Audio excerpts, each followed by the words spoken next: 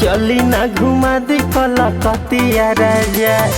आई गइल देखी नवरतिया राजा, चली ना घुमा दी कलकतिया राजा।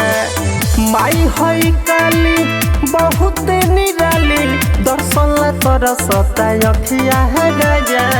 आई गइल देखी नवरतिया राजा, चली ना घुमा दी कलकतिया राजा।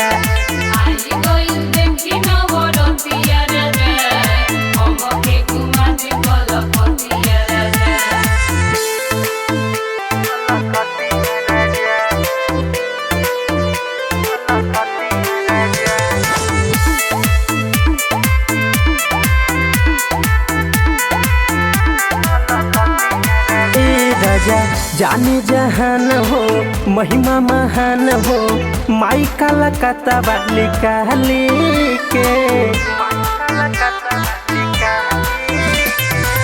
बतिया के मानी राजा जानी, चली ना हाली राजधानी से।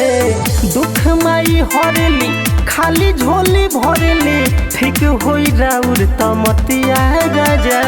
आई गइल देखी नवरतिया राजा, हमके घुमा दी कलकतिया राजा।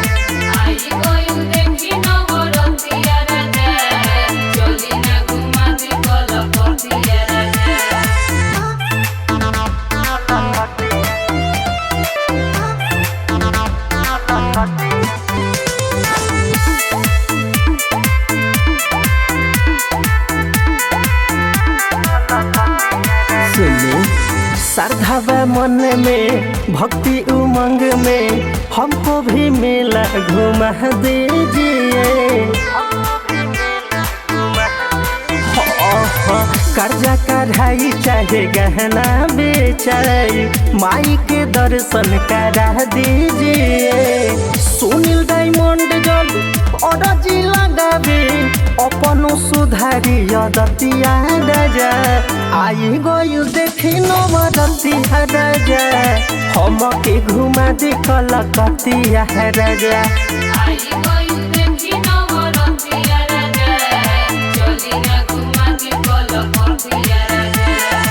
अरे चलिए ना।